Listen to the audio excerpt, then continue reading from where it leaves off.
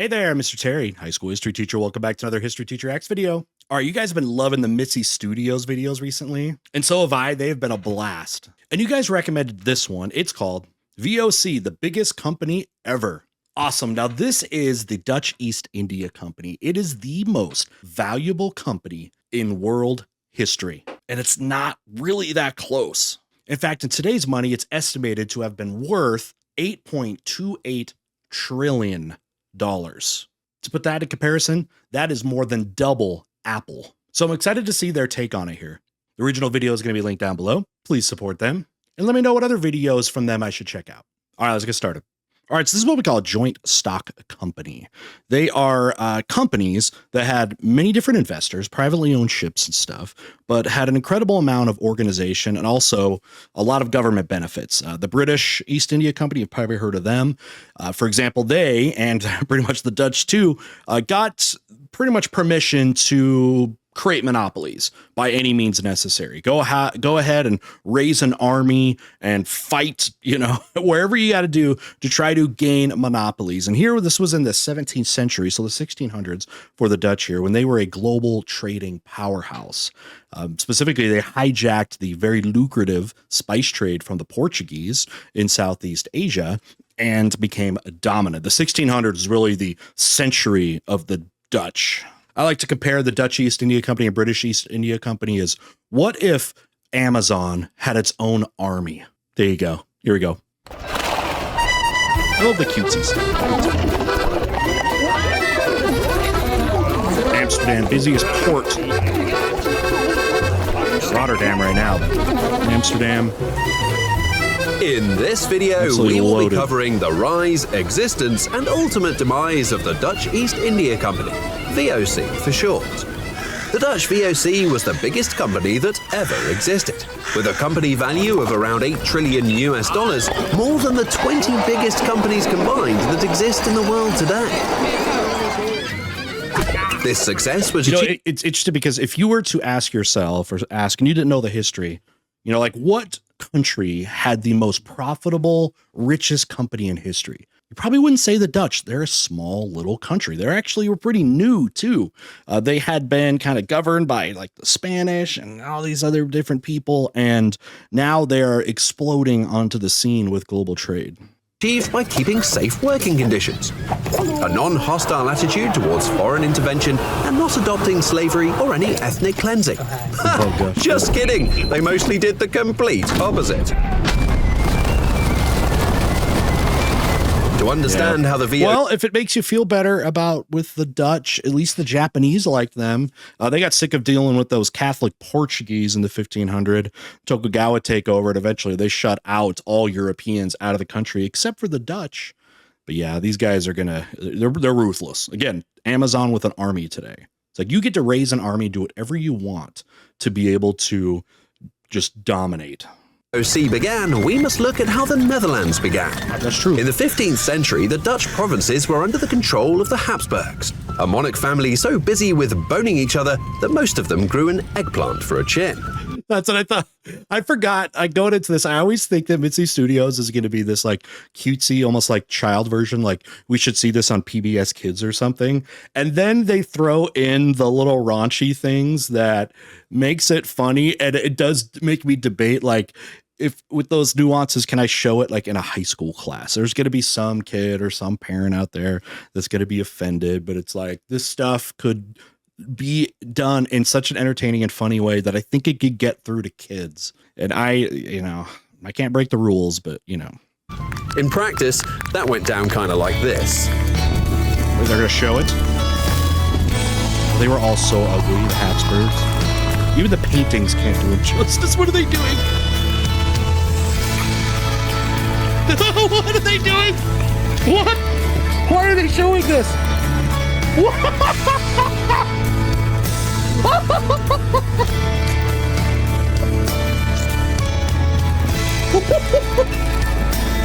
What?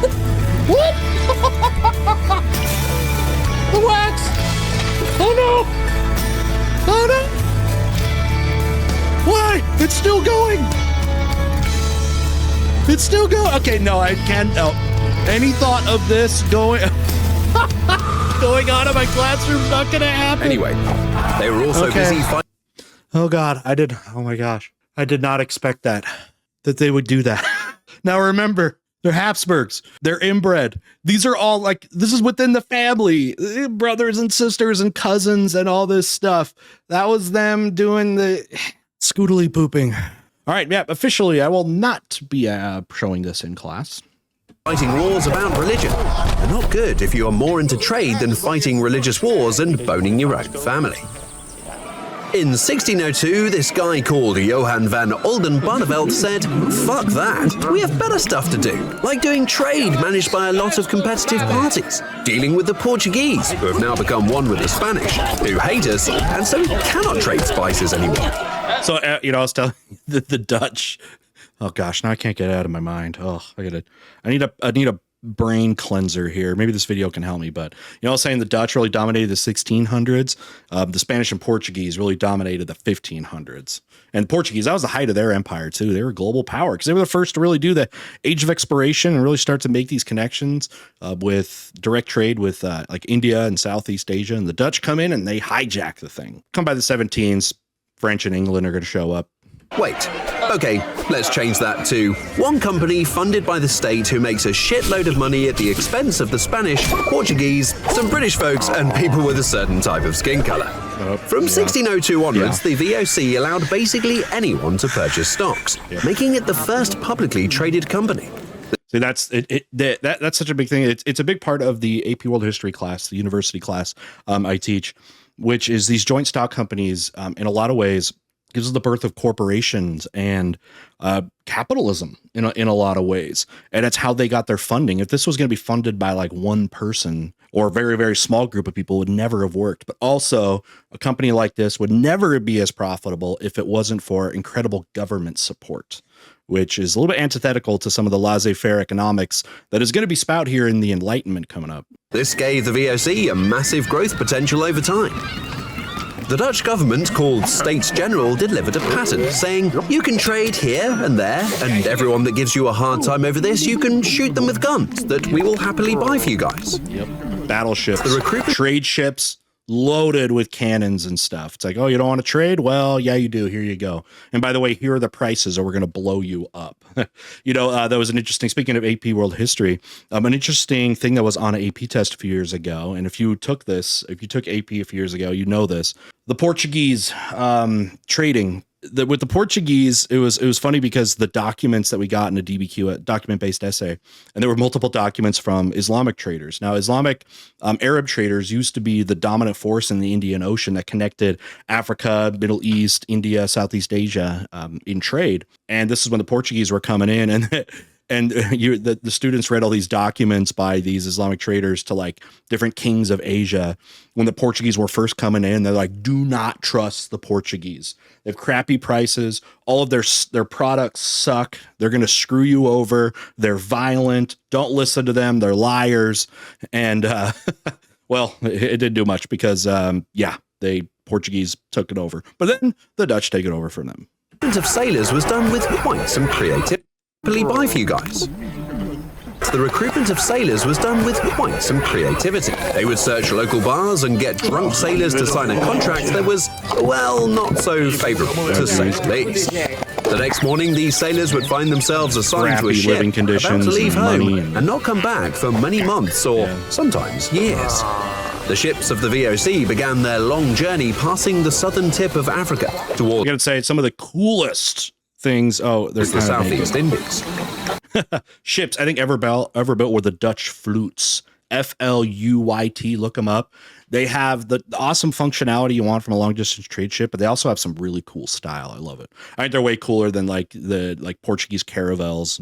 The conditions on a ship would be brutal, with malnutrition causing diseases, threatening the health of the entire crew. Lack of fruit. Just to name one, scurvy was a disease that could cause internal bleeding of the gums, or give you aching limbs. Lack of vitamin C.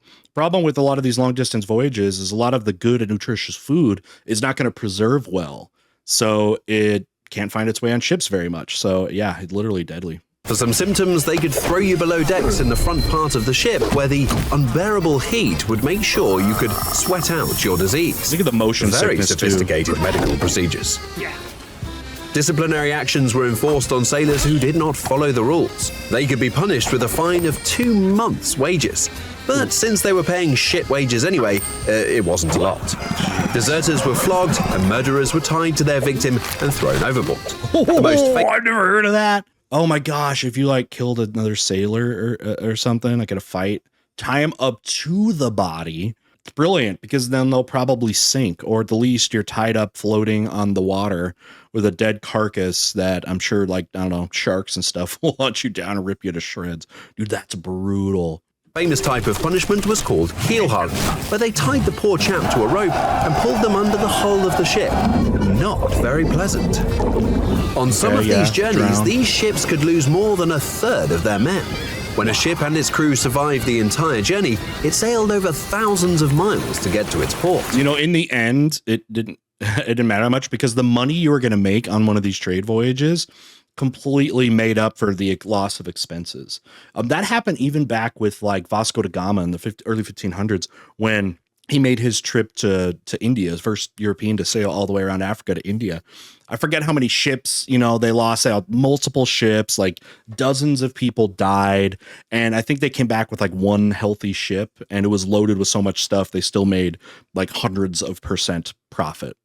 Just worth so much money, you know, to get those goods in Europe. If you had gotten them before without doing direct trade like this, there was so much markup with all the middlemen that, you know, come across the Silk Road era, or, you know, trade routes, or just all the overland routes. But it just, man, it was a treasure trove. You can see why they're so invested in it, and why they're also making so much money, because if the Dutch, I'm sure, were able to flip these products coming out of Asia for so much money and still make it cheaper Practically than normal. every trade route had to pass the Cape of Good Hope, the most southern tip of the African continent. It was called Good Hope because that's what you needed when facing months of brutal conditions. Well, that's the conditions there. Those sailing conditions on the southern tip of like South America and Africa, that area between there and like Antarctica has really, really brutal waters. Very dangerous. Nasty diseases and storms that would surely kill everyone on board. A lot of bad, nasty storms. After passing the Cape of Good Hope, there were only a few ports between the African continent and Asia. On the island of Mauritius, the Dutch colonists discovered the dodo birds. These birds were so isolated that they were fearless of any humans. Oh. This sounds very sweet, but was very dark. That means they had no natural predators, so they just, well, they go extinct. The Dutch hunted down and ate many of the birds. The Dutch ships also carried many rats and other rodents, fucking up the entire ecosystem on the island, resulting in the extinction of the dodos. Was dodo, did it taste good? Did it taste good? Or it just taste good for the fact that these guys were at, you know, sea for so long that anything tastes good? The VOC had many other trading posts in Asia. Batavia, now called Jakarta, was the big rendezvous hub for Indonesia. most ships. But now the East, he said, you know, after the Cape of Good Hope, there were only a few ports. The Eastern African Swahili state cities were incredible trade centers, places like Mogadishu or Mombasa. They were incredible because you could trade for a lot of the goods that came out of Central Africa. So Central African goods would come to those areas, and then they could be traded as well. But those were especially also sought after, actually by like Chinese dynasties. They loved a lot of that stuff coming out of Africa. Batavia was established by Jan Pieter Zoon Koen, a Dutch merchant who became Governor General of the VOC and famous for monopolizing the trade on nutmeg. He also created controversy as the butcher of the Banda Islands, where he slaughtered thousands of inhabitants to control local trade. He claimed, "You cannot make trade without war, nor war without trade." I guess he was very devoted to getting some nutmeg. That's true. That was one of the most profitable things that came out of there too. And remember, the government supports this. British were doing the same thing. The government supported it. They want you to go and do whatever you need to about money. Just greed at its highest point we've ever seen. Through Batavia, many new trade routes were established to other parts of the Asian continent. From Mughal India to the Ming Dynasty of China, silk, cotton, porcelain, and textiles were imported, as well as silver and copper from Japan. Yeah, well, they wanted that stuff. For example, okay, so the Mughal Empire loved American silver. Again, when the Europeans first showed up there with Vasco da Gama, they were like, sure, Europeans, come on in, do as much as you want. We'll give you some ports, whatever. And we love your money. The Mughals were incredibly interested in wealth. Maybe the richest, empire, maybe the 1500s. It's how they financed things like the Taj Mahal, pretty much financed with American silver that was coming out that you could get. And then with the Chinese, remember the Chinese too, if you didn't know, did not want to import goods. They did not want to import goods. They didn't want that kind of trade deficit or anything like that. All the goods that they make in this era are better than pretty much anything that's produced out of Europe. But what they will take is gold and silver. Essentially, think of it as cash. And that's why silver, by the way, becomes the world's first global currency. Japan was a place, too, that had good mining resources. That was one of the best things that they could come out with. But also remember, eventually the Dutch basically had a monopoly on contact with Japan, too. Japan basically isolated itself from any foreign trade, except for the Dutch.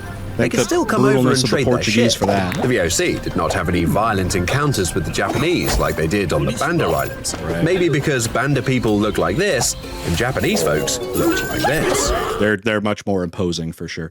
Well, the Dutch weren't, with the Catholic states like Spain and Portugal, they were trying to impose so much Catholicism into it as well. And like in Japan, there was actually a very successful effort from missionaries that they had in converting people to Christianity in Japan. And that was worrisome for like the shogun, whoever's going to be running Japan at this time. What's going to be the Tokugawa, but it kind of shifts eventually because that's not until the 1600s. Anyway, a big fear that the elite in Japan had is that, becoming a Catholic would really give people this like loyalty crisis.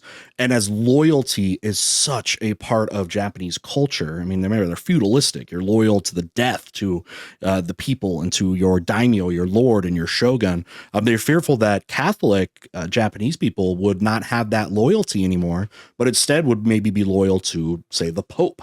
And that caused a crisis. Plus, they had heard about the Catholics and the some of the atrocities that were going on, say like the Philippines, what happened there, and then how they were hijacking places, maybe in like other places of South Asia, like China. And with the Dutch, they were like, okay, whatever. The Dutch were Protestants, and you didn't see that type of cultural manipulation that they had. They were more, even though Spanish and Portuguese is very much about the money, but the Dutch even more just about this. They don't care as much about the other stuff as much. The VOC was also instrumental for introducing European ideas to Asia. Right. The company also supported the trade of modern technology with China and Japan, as well as sending around Christian missionaries. I guess Christianity was an easier sell back then compared to now. Sorry, Jesus. Over the years, enormous wealth was created, and the stockholders back home were getting filthy rich. They started to build big chill mansions, Dutch style, in the center. Yeah, these are so cool. Some of the coolest architecture is going to come out here. Again, places like Amsterdam, just home of just wealthy elite business owners. Then you had your, your street rat, like they were saying, drunk, crazy sailors that are also running around. A lot of crime and fights and all that kind of stuff. Center of Amsterdam and other cities, they started to build big chill mansions, Dutch style, in the center of Amsterdam and other cities across the Dutch provinces.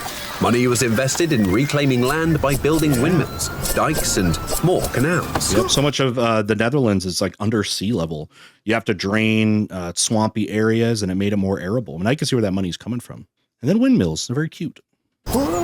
This period of great wealth is named by the Dutch Gouden Eeuw, meaning golden age, or a great time for white people. That's fair. With the further growth of the VOC. Yeah, slave trade. Slave trade still going on, big time. So did the demand for more spices and luxury goods from the Far East. More and more traders looked for cheap ways to produce these goods. This resulted in the expansion of the African and Asian slave trade.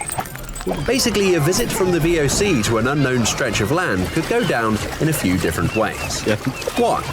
Hello, we would like to stick around, but we are too much in a rush. This can be considered a good day for the locals. 2. Hello, we really like your land. Oh, thank you. No, you don't get it. We really like your land. Oh, no. 3. Hello, we not only really like your land, but we would also like to trade. Oh, sounds fair. What would you like to trade? Well, how about we trade all of you? Despite all its wealth and extensive military presence, the VOC was defeated in numerous places where it sought expansion. They tried to bully China into trading with the VOC, but then China bullied back by calling the Dutch a bunch of red-haired barbarians. That's true. Now remember, like the Portuguese and like the Dutch, they weren't land powers in the sense that you could actually really threaten like Japan or China or India that way. Now, what will really change that once they start industrializing and just like the military technology gap just becomes so big, it's a different story. But what they could do is very much have a massive presence on pretty much any port city, because they can show up with their ships and just lay siege literally from their ships on cities. That's where they could do that. That's also why, by the way, in the history of especially the transatlantic slave trade, that for the most part, slaves were purchased by the Europeans. They traded for goods or money or whatever with African tribal nations that had a lot more success than Europeans did in enslaving others in more of the interior of Africa. Now, there were, of course, plenty of direct slave gathering, I guess you would say, but it became more profitable to actually just deal with other African groups directly. And blew up a few ships, imprisoned a few red herries, and called it a day. They were also repelled by the Vietnamese and the Cambodians, who massacred a few red herries and again blew up some ships. Dude, the Vietnamese are so good at fighting off foreigners. From ancient times to modern times, they were always kicking like China's butt, and now they're kicking European butt. They're going to later in the 20th century, of course, kick French and American butt. They're just like one of the best examples of guerrilla warfare success and fighting off imperial nations. It's nuts. Did not expect that from a bunch of Cambodians, but still, did happen. But don't worry that the VOC couldn't spare a few ships. Over a 200-year time span, they equipped more than 4,700 ships. By the way, you see a little map there. I was trying to get the lay of it. If you can see my mouse, I know it's a little bit harder right now. It's where it says looks like China. See my arrow there? So this would be like Vietnam, Thailand, etc. And then this is Indonesia. All right. Australia would be down there. Spice Islands, as they were called. If you see the dude with the little pilgrim hat pushing around a thing, if you can see my arrow right of Cheap Slave Island, these are called the Malaccas. And this was the highest density of the most precious of these spices. And this had traded hands multiple times. Now, right here in this strait of water, you're also going to have Malacca. Now, at the very tip is today modern Singapore, but if you go up about halfway up this little island, there is a kingdom called Malacca, which traded hands a lot between some of the indigenous people and then Muslims that had come in and created that there. Then the Portuguese took it over and Dutch and all these people, because this choke point right here is the gateway to not just the Spice Islands, but to China and Japan. And this narrow strait of water was constantly trading hands by people that were conquering it, because why would you want to conquer that? Well, ships come through, and you know what you can do with ships coming through? Tax them. That's especially what the Portuguese would do. You'd have to buy a license basically to trade, which is just, I don't know, just you got to pay money to come through. So there you go. You got India over here. It's just still smelly with Sri Lanka. Oh man. For a 200-year time span. But don't worry that the VOC couldn't spare a few ships. Over a 200-year time span, they equipped more than 4,700 ships. At its height, the VOC employed more than 50,000 people and deployed a private army of 10,000 soldiers. The exact number of slaves that were taken remains unknown, but our best guess would be more than enough. Okay. King and country! Here come the British. In the late 18th century, a perfect storm of events, no pun intended, led to the end of the VOC. The Netherlands lost the Fourth Anglo-Dutch War with the British Empire in 1784. They're going to be losing. They also are going to be competing for South Africa, by the way. Not more than a decade later, the French invaded the Netherlands, and the VOC's trading network fell into disarray. In the year 1790, see one of the differences between England and France and say the Dutch. England and France, being bigger countries, they are much more capable of also being a land power, like the Dutch weren't so much. So now by the time the 1700s are rolling around, a lot of that naval technology that had been so good for the Portuguese and then the Dutch, the French and the British are really getting into it too. But now add the idea that they can also be a wealthy land power. That's going to be in there too. Plus with Britain here by the mid 1700s, they're starting to industrialize. Their economy is growing. Technology is going to be growing. And they're going to, you notice it's like a king of the hill thing. Everybody's just kind of toppling over everyone else. These costly trading network fell into disarray.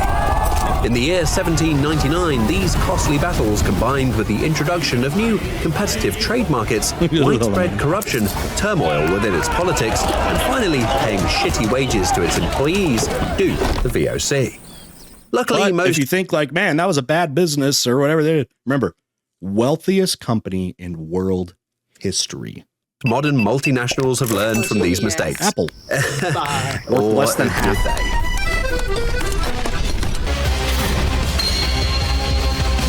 Final thoughts. All right, Mitsi Studio might now be the kind of king of dark humor history content out here, especially ones that combine what seems like a playful, childlike appearance. But you can't let that fool you because you saw the video.